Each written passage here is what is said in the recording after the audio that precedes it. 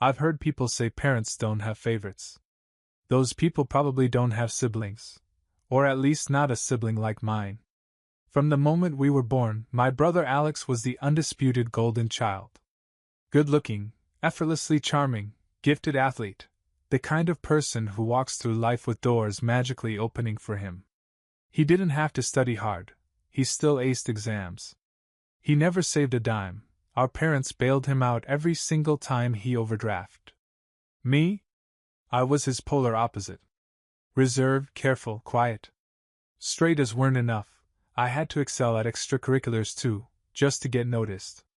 My parents treated Alex's smallest achievements like groundbreaking news, while my major accomplishments got polite nods at best.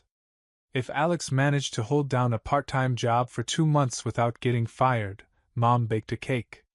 When I graduated high school valedictorian, Dad glanced up from his phone just long enough to say, "Good job, kiddo." In their eyes, Alex was a winner. I was just there. Still, I tolerated it. I thought that if I played the game right, worked hard enough, kept my head down long enough, eventually they'd see me. They'd acknowledge my value. Maybe they'd even be proud. But that day never came. Fast forward to adulthood, Alex landed a comfortable corporate job right out of college, thanks to one of Dad's connections. He was set. I followed a different path. Entrepreneurship. Startups. I wanted to build something on my own terms. It was risky and scary, sure, but it felt right. It felt like me. I vividly remember the night I told my parents I was leaving my stable corporate job to start my own business. We were having dinner, Dad's famous pot roast, Mom's worried smile already set in stone. When I broke the news, the room went silent. Alex glanced up from his phone, amused. Mom's fork hovered in midair, frozen. "You're quitting your job?" Dad's voice dripped with disappointment. "I'm not quitting," I explained calmly. "I'm pursuing something bigger." "You mean risking your future?" Mom cut in. "For what? Some fantasy?" Alex chuckled softly. "What kind of business? Selling handmade bracelets online?" I felt my cheeks burn. "Tech consulting. I've got clients already, a solid business plan, and a good runway." Dad interrupted, his voice tense. "And when it fails? Who cleans up that mess?" Silence filled the room, thick and stifling. I tried not to show my frustration, the familiar sting of never being taken seriously. "It won't fail," I said quietly. "Sure," Dad scoffed. "I hope you're prepared to face reality when it does." Alex shook his head, barely hiding his smirk. "Always chasing something impossible. Why can't you just follow the rules for once?" Mom sighed dramatically, pushing her plate away as though the meal had suddenly lost its taste. "We raised you better than this," she whispered. "Raised me better." Like following dreams was a moral failure. In the days that followed, their disapproval grew sharper. Calls became fewer, texts turned curt. Until finally I received a message from Dad, blunt and chilling. "If you go through with this ridiculous business idea, you're on your own. Good luck." It felt like a punch to the gut, but part of me expected it. They were always going to choose Alex's polished path over my uncertain one. So I accepted their ultimatum. Without fanfare, without drama, I walked away and poured everything I had into my startup.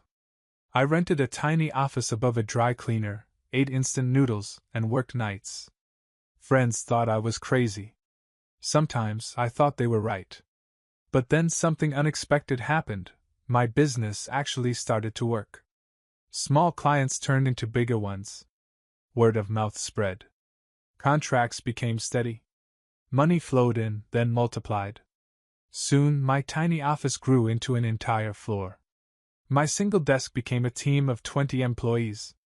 Within a couple of years, I'd quietly built something powerful, a thriving tech consulting company that had my fingerprints all over it.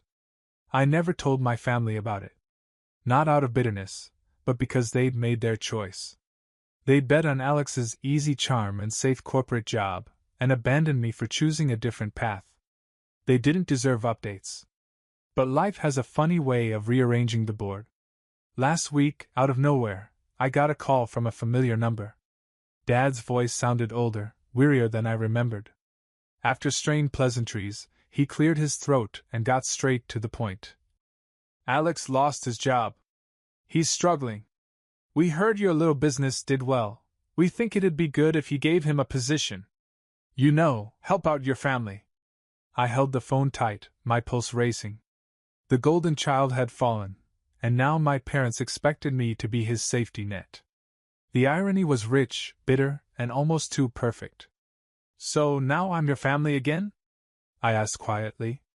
Dad hesitated. We all make mistakes, son. This is your chance to make things right. To make things right. For years they favored him. For years they dismissed me, disowned me when I needed their support most. Now they stood on my doorstep, asking for favors as if nothing had happened, as if my success was theirs to claim. I sat back in my office chair, staring at the city skyline.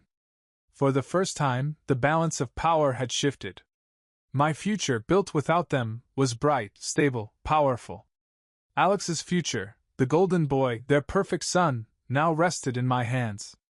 But the question remained, did I owe them anything? Could I trust Alex not to undermine everything I'd built? Most importantly, did I even want to? For days, my father's voice echoed in my head. Alex lost his job. We think it'd be good if you gave him a position. You know, help out your family. Those words hit like a bad memory, heavy, sour, and hard to shake. I hadn't spoken to them in 2 years. Not since they made it clear I wasn't welcome at Thanksgiving. Not since Mom said, maybe if you'd just gotten a real job like your brother, we wouldn't be in this mess. That mess, by the way, being their inability to understand my decision to build something from scratch instead of chase corporate stability. So when I heard Dad's voice again, I assumed it was a mistake. A pocket dial. A fluke. But no, they actually wanted me to do them a favor. For Alex. I expected the request to fade after my non-committal response. I thought that was it. But 2 days later, my receptionist buzzed me. Your parents are here to see you. Should I let them up? I blinked at the phone, stunned. They're here? Yes. In person. I nearly laughed. For a moment, I considered having security escort them out. But the curiosity, and admittedly, something more emotional, got the better of me. Send them up. 10 minutes later, the elevator chimed, and in walked my parents, older than I remembered, quieter than I'd ever seen them. My father's usual stiffness had softened into something almost sheepish. Mom clutched her purse like she was afraid it would be taken from her. They stepped into my office like strangers in a museum. Dad looked around, blinking at the awards, the floor-to-ceiling windows, the panoramic city view. I don't think either of them expected this. For all their talk of my little business, they clearly hadn't imagined the full scope. This is impressive, Mom murmured. I gestured toward the chairs. First time visiting, right? Dad cleared his throat as he Saturday. Yeah. Meant to come by sooner. Didn't think it would last this long, right? He flinched, and for once, didn't try to argue. We wanted to talk to you in person, Mom said. About Alex. Of course you did. They launched into a well-rehearsed routine. Alex was going through a rough patch. The company he worked for went under. No warning. He was blindsided. Struggling to pay rent. Feeling lost. He's not himself. Mom added. I listened, letting them run out the clock on their plea. Eventually I asked, and you think I should do what exactly? Dad leaned in. We thought maybe you could give him something. A position. Just until he gets back on his feet. You mean a job? He nodded. Doesn't have to be anything high level. Whatever you've got. I sat back. You're asking me to hire the same brother who said I was wasting my life? Dad's jaw tightened. He was young. He was 30. I said. Mom's voice softened. He regrets that. We all regret a lot of things. I didn't respond right away. Part of me was angry. The other part was watching them closely. How tired they looked. How fragile. My father, the once blustering man who told me I'd be back begging for help within a year, now shifting uncomfortably in my office chair. You know, I said finally, when I started this company, I needed support. Encouragement. Just someone to believe in me. You gave all that to Alex. We thought we were doing the right thing, Dad said. You weren't. They both looked down. I stood, walked to the window. For a few moments, all you could hear was the hum of the air system and the soft murmur of my employees down the hall. I'll think about it, I said, not looking back. They stood, thanked me, awkward and subdued. As they left, I couldn't help but feel the shift. I wasn't the second best anymore. I wasn't the backup plan. And now they knew it too. The very next morning, my phone rang. It wasn't a number I recognized, but I had a gut feeling. And sure enough, as soon as I picked up, I heard the voice that used to echo through our childhood hallway, yelling at me to give up the controller or get out of the room. Hey bro, Alex said, overly casual. Long time. I sat in silence, giving him just enough rope. So, Mom and Dad talked to you? Yeah, I replied flatly. Cool, he said, dragging the words out. Look, man, I know things between us haven't been great. But I was thinking, maybe we could catch up. Grab a drink.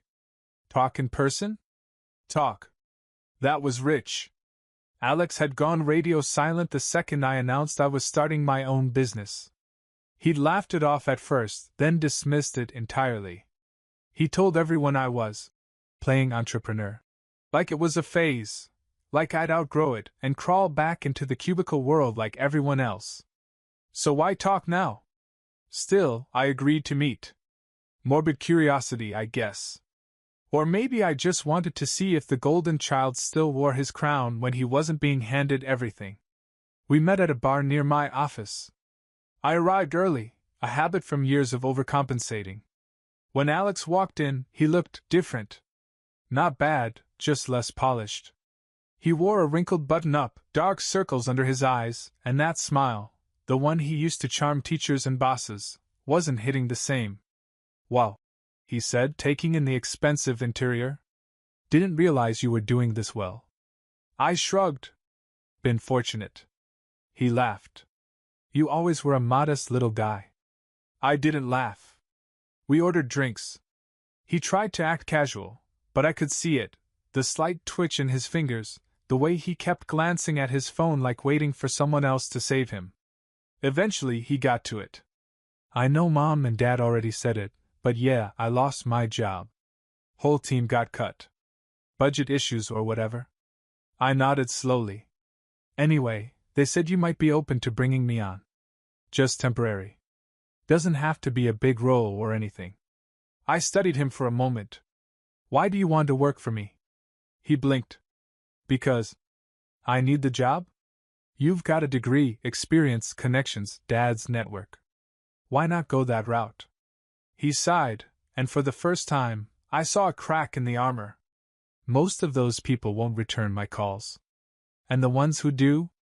They want results I can't promise. I'm not exactly in a position to negotiate right now. There it was. The golden child, worn down. No charm to save him this time. You know, I said, when I started my company, you told me I was wasting my time. He nodded, eyes lowered. Yeah. I was out of line. I let the silence sit between us. He didn't try to break it. Eventually I said, I'll think about it. He looked up, hopeful. Seriously? I didn't say yes. I said I'll think about it. That night, I went back to my apartment and sat on the couch, staring at the city lights. The idea of hiring him felt like opening a door that had been welded shut. But I also wasn't the same person who left my parents' house carrying a duffel bag and a wounded ego.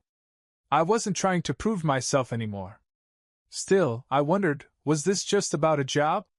Or was it about rewriting the story they'd all told about me for years? Because if I hired him now, after they disowned me, after they threw their loyalty behind him and left me behind, what did that make me? The bigger man? Or just the more convenient one? The next week passed like a slow boil. Alex didn't follow up right away, which honestly surprised me. I expected texts, reminders, maybe another guilt trip dinner with mom and dad thrown in for effect. But instead, silence. It was strange. And somehow, that made me more cautious. Eventually, I called a quick meeting with my 2 department heads.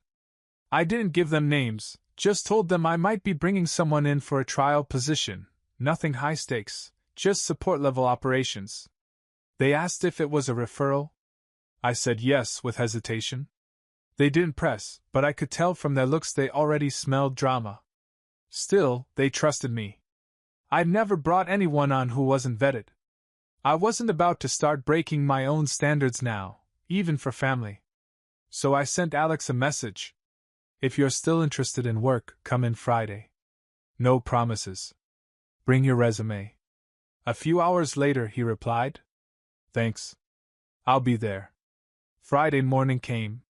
My team was buzzing, clients on back-to-back calls, the office humming with that quiet, productive tension I loved.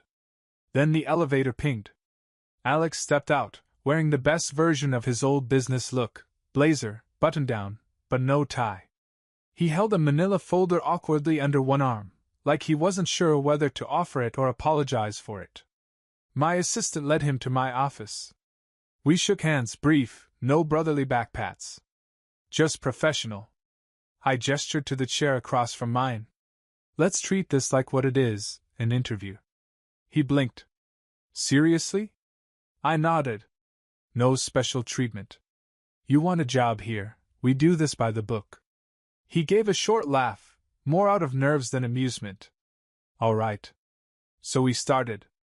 I asked about his recent role. What happened at his last company? What skills he had that could translate to the roles we had available. He answered as best he could, but I saw it.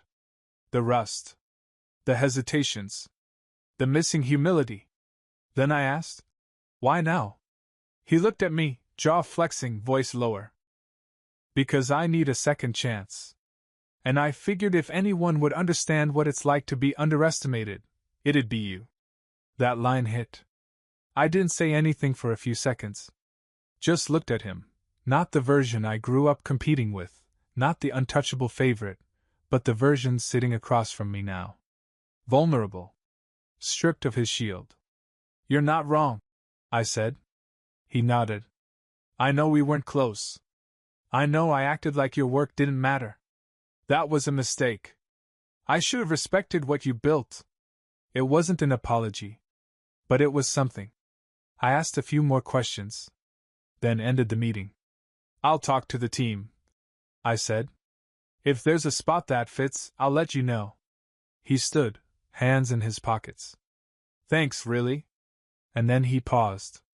I meant what I said. I do respect what you built. Even if I didn't before. I just nodded. After he left, I sat in silence for a long time. I wasn't just hiring a potential employee. I was inviting in a part of my past I'd spent years untangling myself from. But maybe this wasn't about him anymore. Maybe this was about proving, once and for all, that I didn't need to compete with anyone, not even the version of Alex that used to exist in my shadow. By Monday morning, I'd made the call. We had an entry-level project coordinator spot open, nothing glamorous, mostly admin work and support, but it was real. I cleared it with HR and looped in my team leads. They didn't ask many questions, but I could tell they were curious. It's not every day the CEO personally brings in someone with no formal vetting process. I sent Alex the offer. 3-month probation, hourly contract, same onboarding process as everyone else. He accepted within the hour. The next day, he walked in with a company badge and a nervous smile. I didn't introduce him personally. That wasn't my job.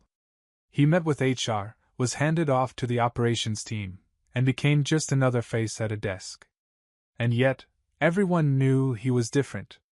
Not because of his last name, but because people sensed something. Like he was trying to fit into a room that wasn't built for him. To his credit, he showed up on time. Kept his head down. Asked questions.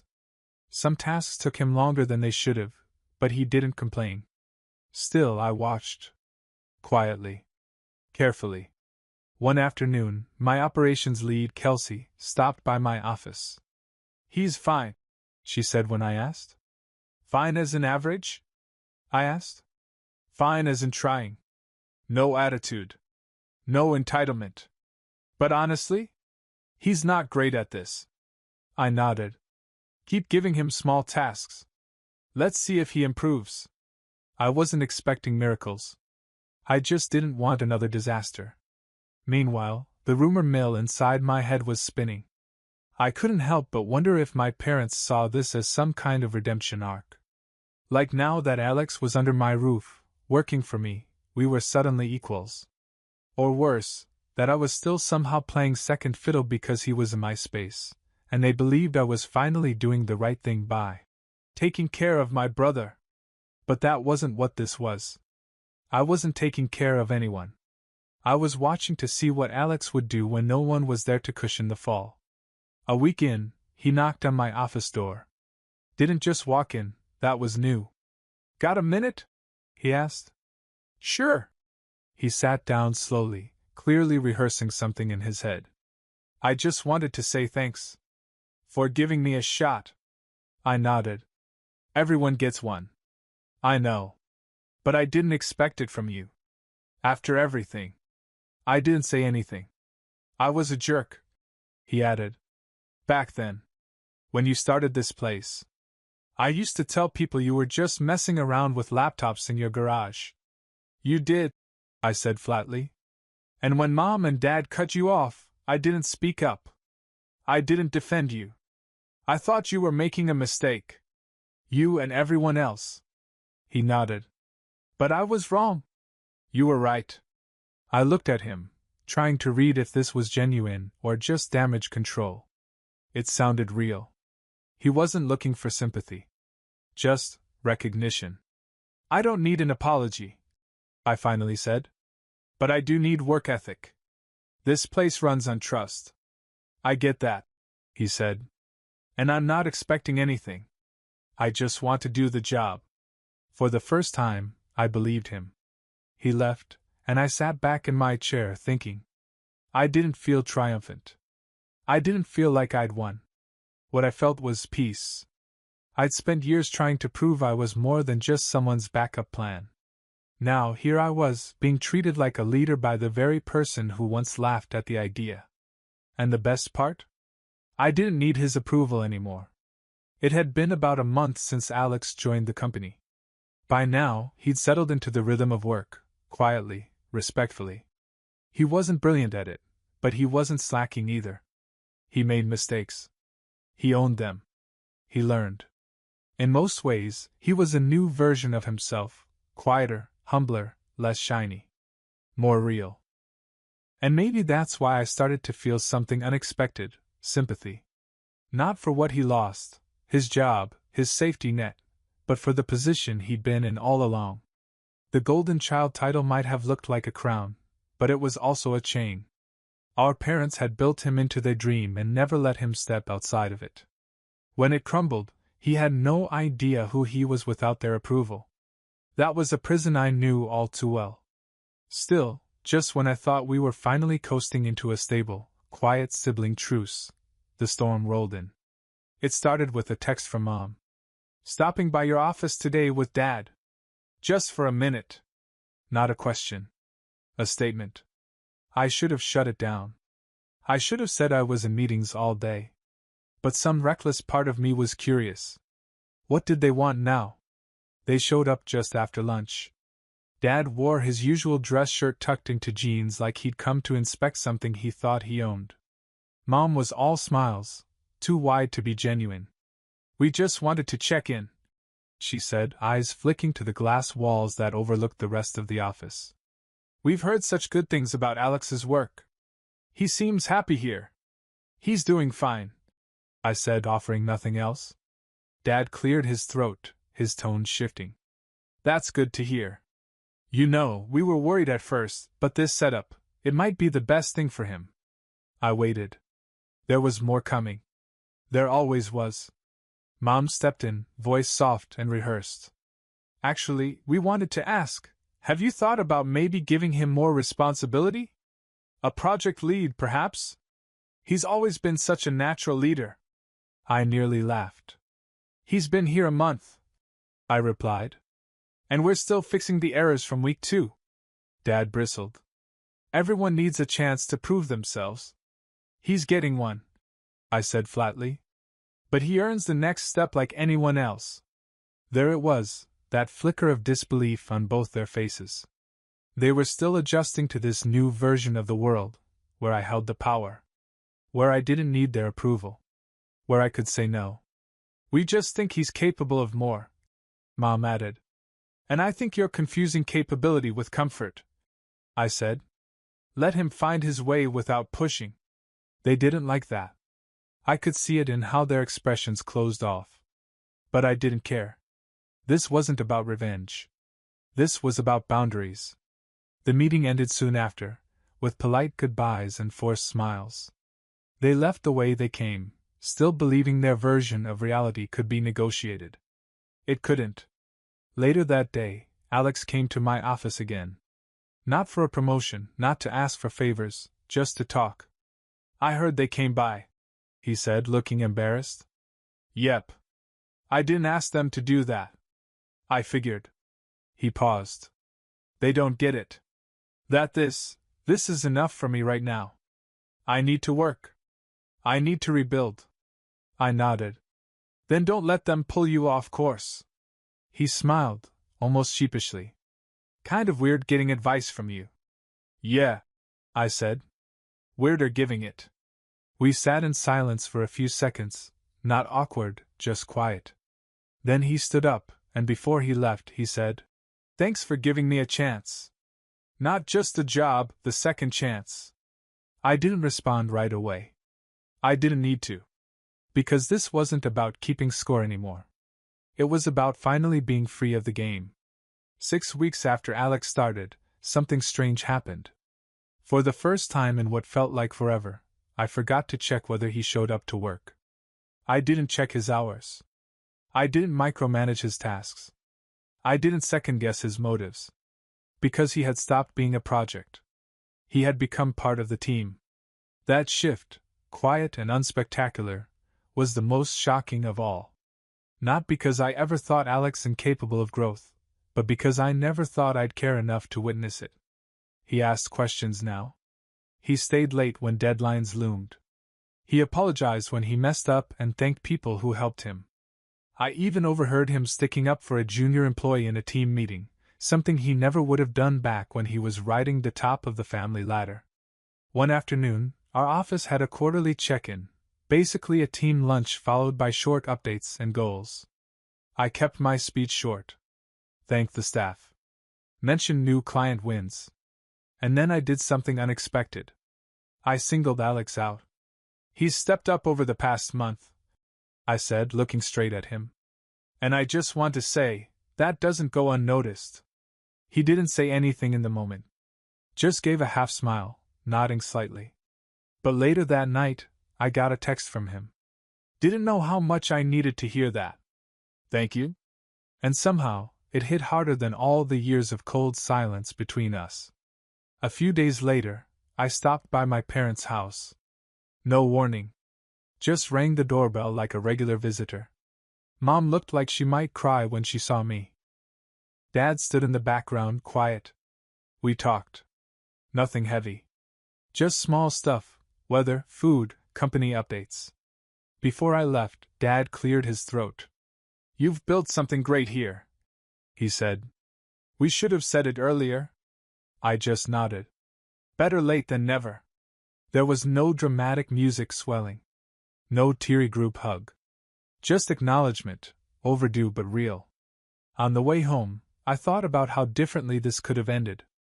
I could have slammed the door. Thrown my success in their faces. Let the bitterness ferment into something permanent. And for a while, I almost did. But choosing dignity over revenge didn't mean I forgot. It meant I moved forward without needing to burn everything behind me. Alex stayed with the company. He didn't magically become a CEO or visionary. He stayed in operations, working steady, doing the unglamorous tasks most people overlook. And he got good at them.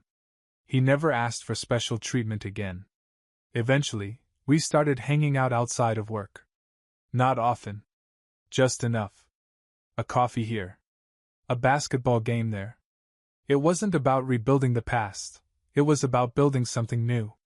One night over drinks, Alex said, "I used to think I was the success story of the family." I raised an eyebrow. "Used to?" He grinned. "Turns out I was just a warm-up act." We both laughed. And for the first time in my life, it didn't feel like one of us had to lose for the other to win.